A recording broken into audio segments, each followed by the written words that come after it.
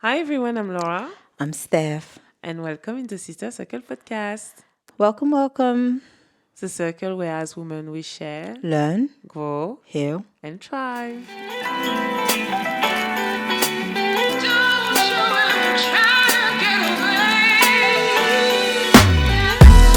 Before we start, I would like to acknowledge that we are in the beautiful Guyana country. So we are back in the northern beaches. It's actually summer in Australia, so we are Spring. enjoying. Oh yes, actually, but it feels like summer. Like if you're European like me, when it's 27, 28, yeah, you feel like summer. It does feel like summer, but the hay fever is reminding me that it's spring. Oh, I don't have a fever yet. I do. Well, I don't have it as much as I would have it in London, but I can sense it in the air. Well, like it is spring, and we are enjoying the beautiful country of the Gamelgal people across actually the whole Eora Nation and the Gadigal land here in Sydney. I just want to be thankful again and acknowledge the traditional custodian of this land that made sure that we can enjoy the beautiful country and make sure that like the water and the earth has been taken care of, and I want to pass my respect as well on past, present, and future emerging leaders. Thank you very much. This has always been and will always be an Aboriginal land. Let's not forget about that. Boundaries. Welcome in our podcast. We are in series number 6, episode 2, and we are all about boundaries. What is boundary for us? Or do we set boundaries? What that means when we don't set boundaries, and why we think that women struggle to enforce boundaries because I'm going to go with the angle of women as carers, for example, because not all women struggle with boundaries, of course. So the obvious one, I would say, women as carers who may struggle with boundaries because obviously, for example, mothers, wives, I'm sure you can attest to this, not all, but most, to take on the responsibility of nurturing and looking after their loved ones. And sometimes there's a thin line between loving and caring for people and giving all of your energy to those people where you have nothing left onto you. Like the famous Maya Angelou, somebody's quote, actually it's a Bible quote that says, you fill up your cup first until it's overflowing, and whatever is overflowing is what I'm able to give to you, but I have to let my own cup fill up first. But that doesn't necessarily go for women who choose to be carers. I don't know. I mean, that's been my observations and my experience. yeah, I think it's also like I think it's a gender social pressure as well that has been put on women. I truly think that like we like for years we've been raising women to like be agreeable, be content, and like not being the one that can how do you say, like if a one is complaining, like she shouldn't be complaining. So then because of that, like there's this expectation that like she should just accept. And then I think like carrying on after years, especially when like when we grow up, like we see our first role model or mothers being with men, and like having to like sometimes I didn't grow up like that personally because my mom was someone quite different, but like in a lot of household, like like she needs to listen what the man is saying, or it's really like patriarchal in this sense. It was quite difficult to establish boundaries. Yes, seemingly, yeah, I think it's that. But I think also that not to take anybody's power away, that I think sometimes people also choose to do that because there's an expectation of maybe rewards. I think Bell Hooks talked about how she watched their mother looked after her, being the committed housewife, where the husband was quite, was moody, but worked all day. But, she was just that patient. And yeah, you're right. Maybe she was advised that way and she listened and she stayed that way. But she said that I've always looked at my mother when she stayed like as if she was expecting a reward at the end of it. Maybe once he finishes working, once he retires, and I'll have it. And that never came to the point where when both her parents retired, she was going to buy her mother a house, and she said, "I'm going to buy you a house." And she sat her father there. You can come and live in her house, but you can't talk to her like that. That's very noble. But again, like I said last week, you cannot reinforce your boundaries. You cannot put boundaries for somebody, especially a man who's been married to this woman for 60 years or however long that they've been married to. Because once you leave, he would find other ways to bully her or to manipulate her. So it has to come from you. So for me, I would say for anybody listening to this podcast who haven't established boundaries, who don't have boundaries, it can only come from you. It can only come from, nobody can fight your battles for you. Nobody can take your power, regardless of what it seems like, or pressurized or whatever. Nobody can take your power. You kind of have to have it for yourself, because people who are ready to bully, manipulate people, there's always a covert way that they find to do it. And then it may look a little bit different than how they used to do it before, because they've been told by someone or because you've had a conversation. But like I said, we all have an internal navigating system inside, and that is how we feel. How do I feel? It doesn't matter. You reframe that, you rephrase that, how you're saying it. Do I still feel like I don't like how that's coming out? I don't like how I'm feeling after being spoken to like that, or that happening to me. That is the internal navigating system that we all have, just to be able to judge and be like, no, I don't like this. That's, again, you are your own master whenever you're ready to do that. What do you think then about, you hear a lot about women that gonna internalize some guilt when they're gonna try to prioritize themselves? Yeah, which is true. But I think this is it's a proper example of, It's a fair example. We put so much pressure on women, because we don't put, men don't feel, no one is gonna say, oh yeah, he decided to not have a kid. No one is gonna say that Lots of about a people man. say it. About a man, yeah. They do. Some will say, okay, No, a lot fine. of people say it. A lot, that's fine, but not as much as for a woman.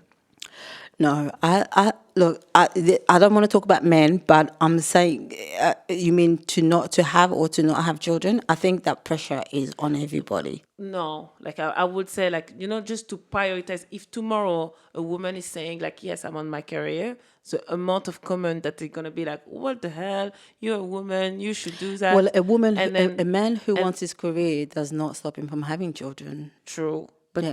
then, for sure. But then, how do you explain the fact that we are putting this social pressure on women? Because, there's plenty of other women that are willing to have kids. Look, I think that when we talk about pressure, we cannot control what other people do. That's also another thing that we have to come to acknowledge. But we cannot control what people think, believe, or think we should do or shouldn't do. That is not power. We depend on people to say or not to say something to us. So we have to allow people to have those opinions. That's true, but that doesn't take off the fact that a lot of women are internalizing some guilt around self-prioritizing. Yeah, but it doesn't mean that the absence of guilt isn't the solution. There's guilt there, and then there's learning, being with yourself, and learning how to overcome this by prioritizing what your personal needs are. That is the whole point. That is all of our work. Well, I tend to disagree, because I think the absence of guilt is not the solution itself, but it's a part of it. Like, Not you know, really, because this is life. Like you were not gonna. Nobody walks out of their mother's womb, and don't experience don't have these human experiences. Nobody is free of that. To overcome it is not about. I don't want these people saying this to me. People should stop. I'm not in that school of thought where I tell people, but that's don't. not that the absence of guilt. That's not that. It's internal and like a self thing. Like the Yeah, guilt is but not, we can it's not feel about that about people. one thing or the other. We can feel that about anything, but we still have to work through it because making any decision that we make, it's about how am I going to make this decision that I am okay with, that I think this is what my life, this is what my soul is meant to be. And how then do I find peace with not doing this other thing that maybe I'm expecting myself to do, or I'm putting pressure on myself to do, or because really the pressure is really yourself. The pressure is really yourself, or not being able to properly examine your own internal thoughts. Fair enough, the ideology can come from your environment and your society, but you still carry it. The pressure is you, because if you didn't feel like that, if you really assess and if you really did a proper intervention with self, and you really are able to identify and detect where some of these feelings were coming from, and then you work through that, then there is no pressure. There is no pressure because I'm like, I've made peace with this and I'm fine with it. It's a decision. So that's what I'm saying. Nobody has your power. Nobody has the power apart from the power you relinquish. You are your own master. You can choose how you choose to live. It doesn't mean that you're not going to feel guilt about anything. You're going to feel guilty. Our job here is to work through those guilt and see what is the life that I am choosing to live for me. And yes, you're going to be judged. But I don't understand why it should be coexistent with the guilt. Because we have shared ideas in a society that we're supposed, of course, that's going to spark guilt. If you grew up in an environment where people are expecting you to There have, you go. That and I get that. I Yeah. get that because I can see that. I'm not saying it doesn't exist, but that's where I'm saying, like, because we have shared idea and all but no women one is to should. blame for it. Nobody's to blame for it because we all have it. We all live it. Like there's no they, them. It's all us. Because even us, we look up other people with their decisions in a certain way. So I think that guilt might be, if you feel guilty, some people don't feel guilty. My auntie was telling me about my grandmother's sister who had a daughter, and she was like, this is my contribution to the family. You lot can look after her. Like she went and lived her life. She didn't have any guilty feeling about it. She left her. Yeah. She left her child. Trailblazer. She not trailblazer because it had an impact on her child. Of course, she was fine, but it had an impact on her child. You know, but still, it's a choice. She made a choice. Like she, even though people, including her child, had some impact on that, it was still her choice to say, I am going to live my life how I want to live my life. Yeah, and I'm all in for that, but like the reality is that a lot of women, I'm not saying all, and I've been lucky because I feel like I've seen a woman, I've seen my mom like completely going on the other side, but a lot of women wouldn't go with their decision and their choice. But whose fault is that? Yeah, I think it's easy to say it's the fault of the Yeah, woman but when no, it's you the fault of the woman. when you grew up, when you've been groomed, when, like, like the people that you care about, Yeah, like, are but gonna have a say and things like that. but I think it's too easy to just say, no, like, it's not too well, easy because every person in the society lives that experience. No one don't live this ideology that is imposed on us. Everybody lives with that. So it is not anybody's fault. It is not anybody's fault. And to say that it's been groomed, no, like we do it. Like I had a session today with a client of mine who's trans, and he was saying how he was in a meeting in the trans group meeting. Even in that community, they were like, "Oh, well, how come you feel like that about your body? That means you must be." Of course, this is why this is it's your own power. It doesn't matter where you think you're going to go. There's nowhere you're going to go where somebody's not going to have a judgment about the decision you make or how you feel about life. Somebody's always going to have a feel. You're going to have a feeling about it. Because that's what he was saying. I also was feeling like that about them. You're going to have a feeling for. So there's nobody to blame here. Like, apart from taking the responsibility for us, because every single one of us have to suffer those ideas. We get to the point where you make a decision and this is my life. This is my life, and I'm going to live it how I see fit. And this is the thing about boundaries, because it's not about permission. And to ask our culture, our tribe, our environment to give us permission, that is also relinquishing power. That is handing power over to them, which means they can take it back anytime. And this is not what boundary is about. It's not about asking for permission. You're not asking people for permission. You're taking agency over your own life. Yeah. Again, as I said last week, it's not an easy task to do. Exactly.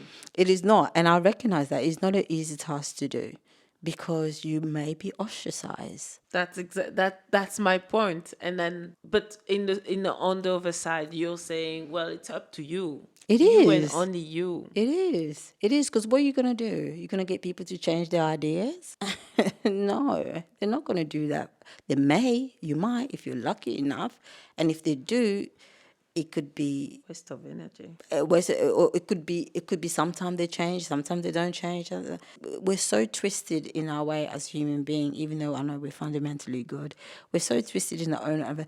We're always trying to get people to do things the way that we see the world, and it's natural. Like I said, there's no one to blame.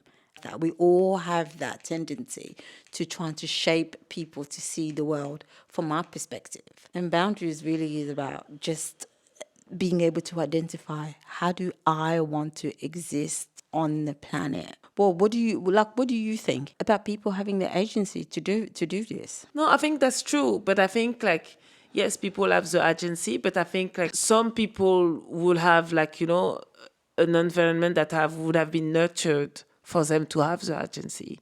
While, like, some people would have the environment where they're gonna have to break so many glass, so many doors, and it can be exhausting. I wouldn't blame, and I wouldn't say, oh, it's on you if you're not able to do that. And I would understand if, like, they're struggling. Ultimately, look, this is not about not understanding, but it is on them.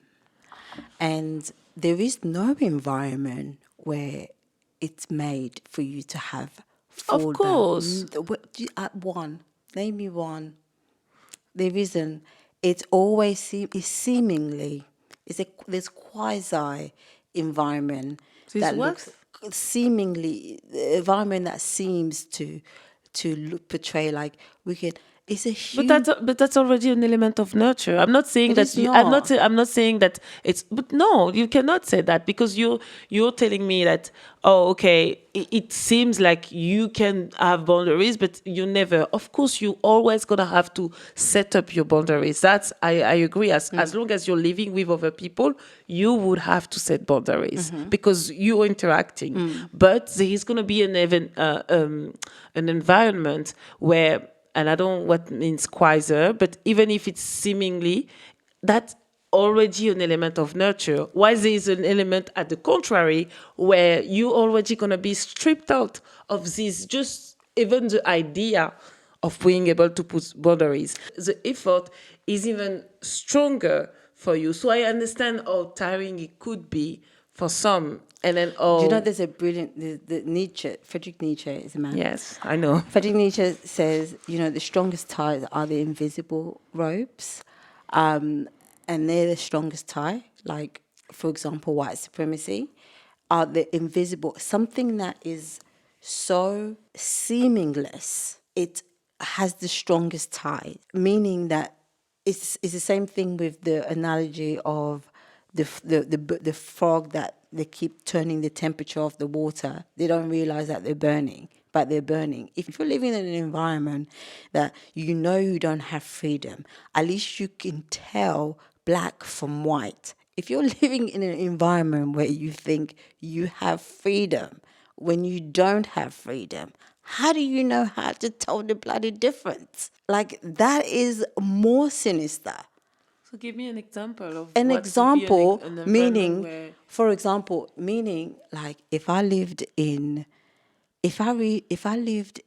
a, let's say, strong religious country where they said women cannot do this, women cannot do that, they're not shy about telling you that your freedom is limited. At least I know I don't have freedom. And at least I know that if I need to escape this, if I lived in North Korea, at least I know that. But if I live in an environment where there are open gates and stuff, and by the time I go to cross the gate, I get electrified because there is the invisible electric gate. Okay. That is more sinister. But when you know that you don't have it, at least you can even vilify it rather than thinking that no, these people are looking out for me and I have the freedom to choose. That is my choice to make this decision. When it really isn't. Your society, your environment has already lured you to make that decision to begin with. This is probably why there's so much depression lying in Western civilization. Like how many, well, I don't have the statistic, but how many population takes antidepressants in the West?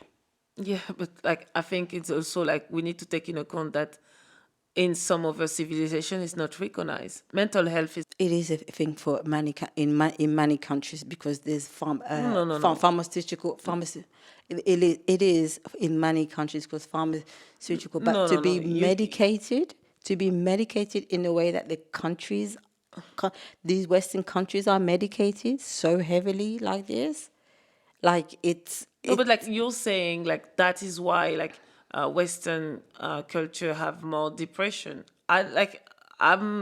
I will be really... I think it's like those numbers. I don't think it's just Western culture. I think depression is across the board, across the world. Yes. And if we tend to think that, oh yeah, it's more like a white thing or a Western thing. No, I'm not saying that and then if you look at, okay, how about suicide ideation? Because how about suicide completion in compared to the only people that I know that got suicide are all people that don't come from Western civilization, actually. But the numbers are not saying that. The numbers aren't saying that. It's the highest countries is Japan. Yeah, not Western civilization. Japan is very much Westernized. It's a Western civilization. Japan is not. What do you think? Japan is a third world country? No, that's nothing to do with being third world. Japan for me is Oriental. It's like. But Western civilization doesn't mean it's that. Yeah, Western civilization by the name is from the West, and it's like really Americanized, European. Well, American is not even in the West, nor is Australia. Yes. So that's not what Western civilization means. Japan is considered as a Western civilization. No, Japan is not a Western civilization. It is geographically and culturally an East Asian nation. Of course it is, but in terms of the advancement, by adopting Western institutions, technology, and economic system while retaining its core cultural identity. It's Westernized civilization. The reason why the suicidal rate is so high is based on the pressure on the social pressure in achievement, which is the whole westernized idea. That is some of the causation of their high suicide.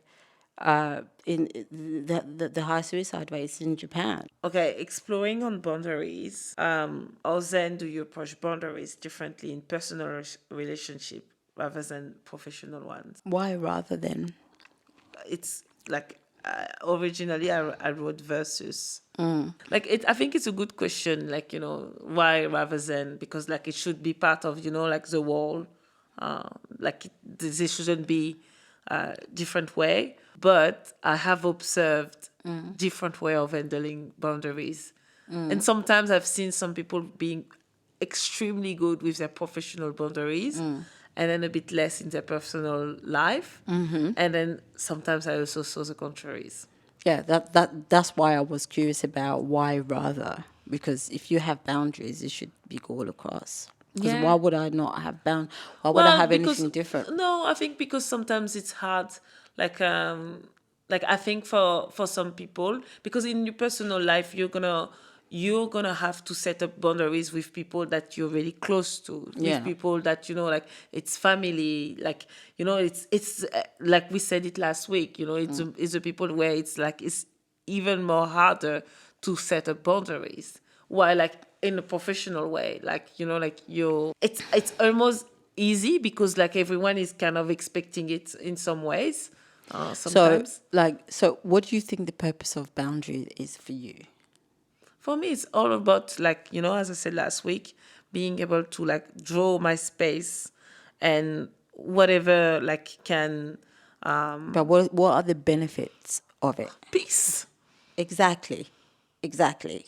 So why would I not want peace in my personal life, or like why would I exchange? No, it's not about not wanted. It's about make like for some people, I've seen it. Like I've seen some people they being really good with like setting boundaries at work. Like, yep, no, I don't look at my email. You don't call me like that. You don't talk to me like that or whatever.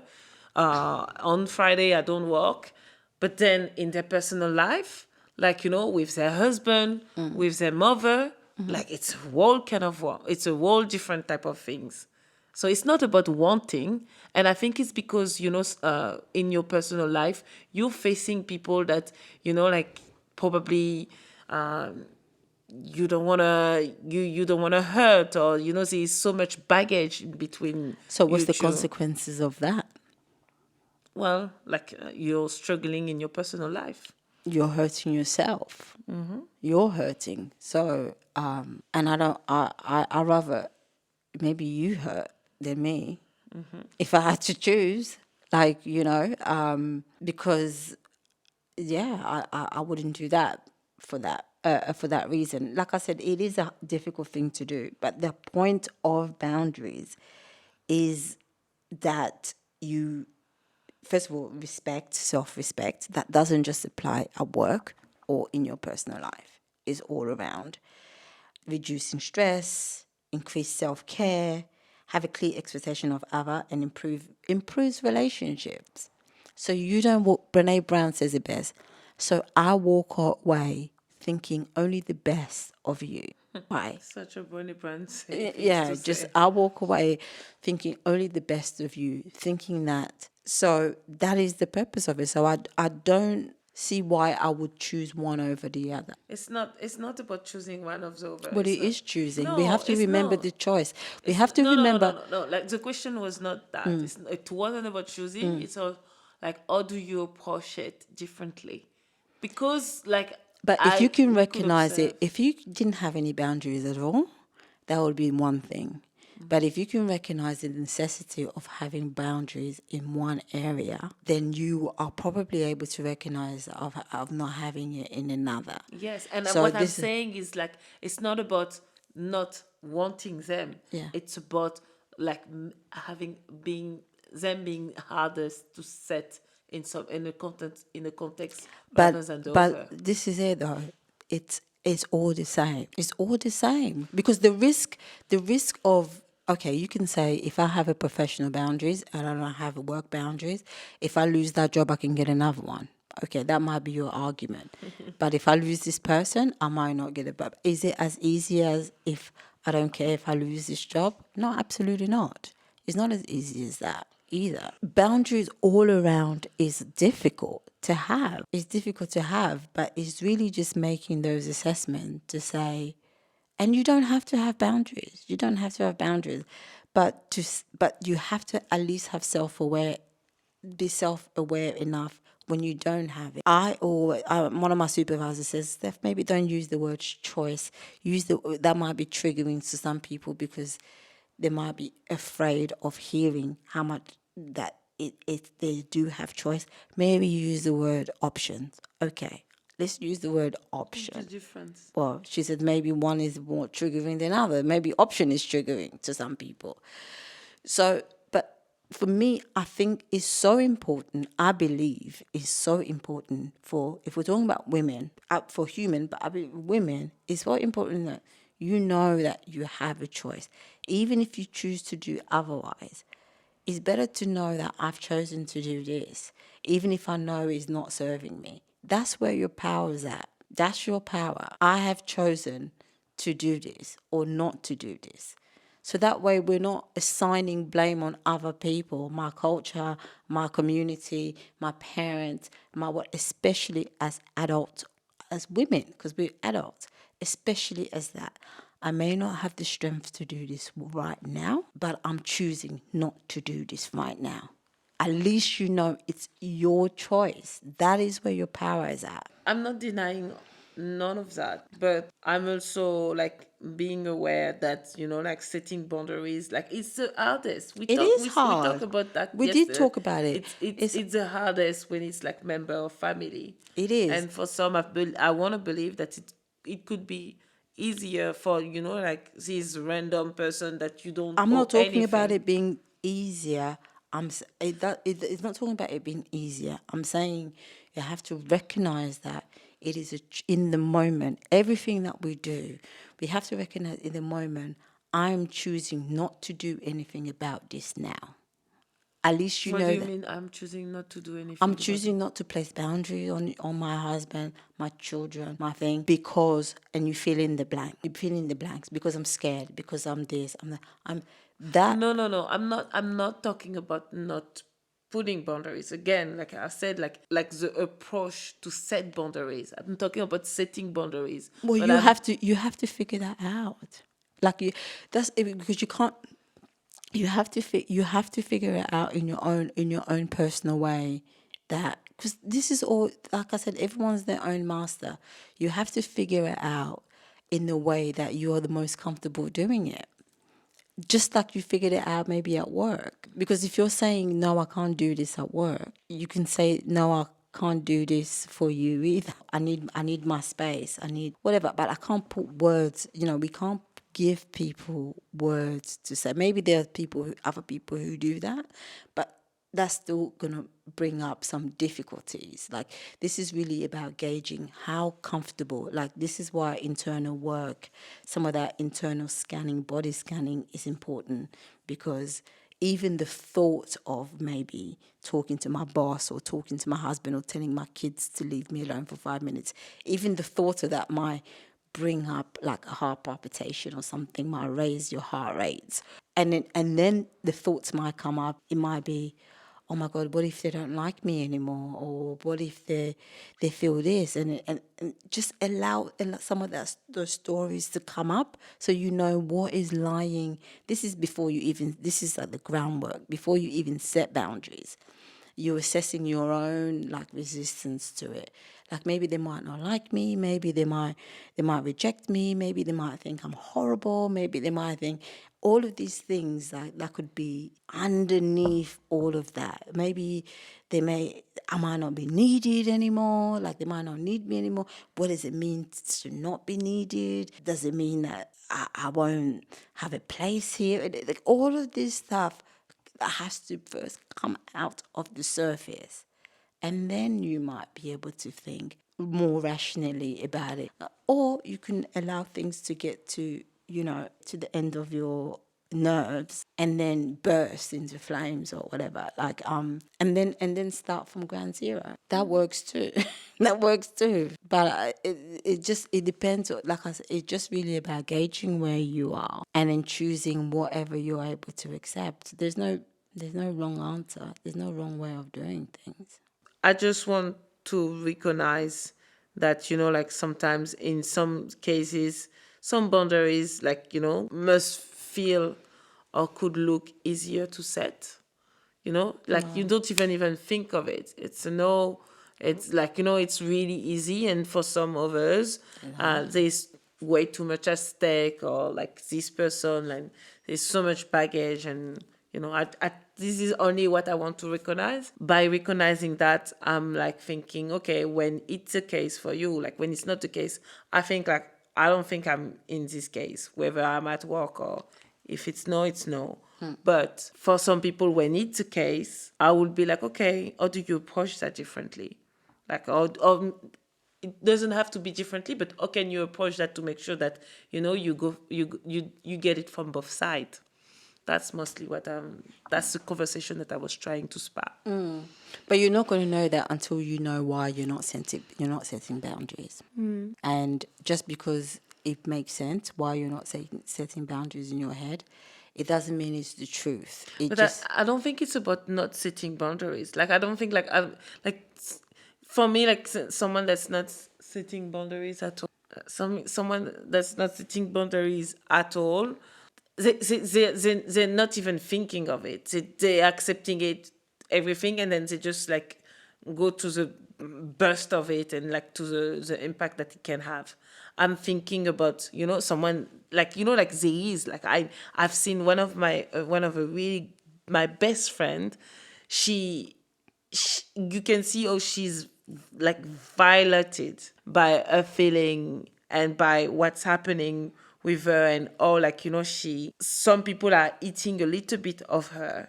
And in the same time, weirdly enough, I can see how, it's work from the get-go, like, because there is less personal interaction, it's really easy to say like, no, I'm not doing that, or no, this contract. So I've seen it, and for me, I'm just like, well, why can you not just apply that?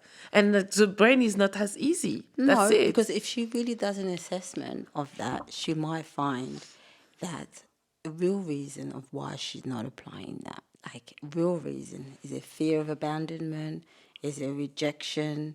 Is it all of that stuff? Like that hasn't been properly investigated, and there is no way you're going to do that if you have that hanging over you. You're just not going to do that. You're not going to do that because it's a survival thing now.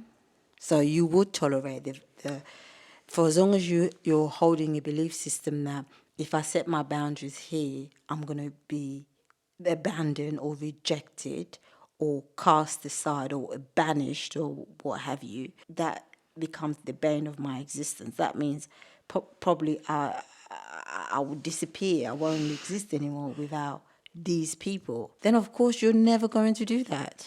You're never going to do that. So that's why I said that you have to explore some of that and see how true it is.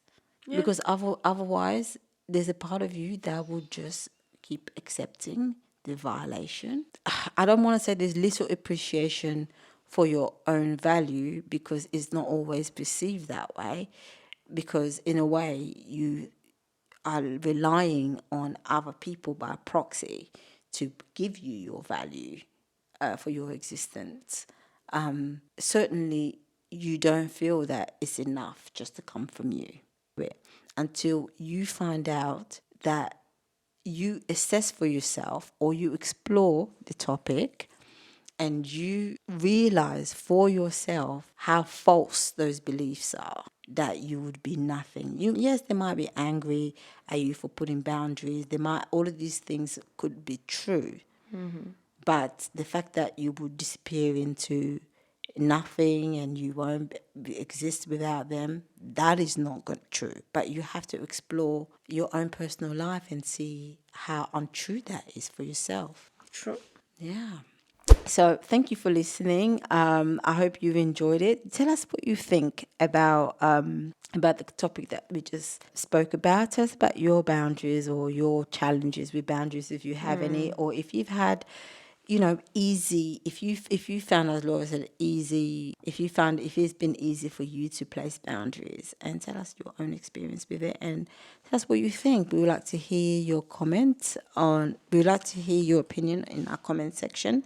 Do like and subscribe everywhere you're listening to this podcast. We would much appreciate it, and press the notification for when we post. Take care of yourself, and I hope you have a great week. Have a great week.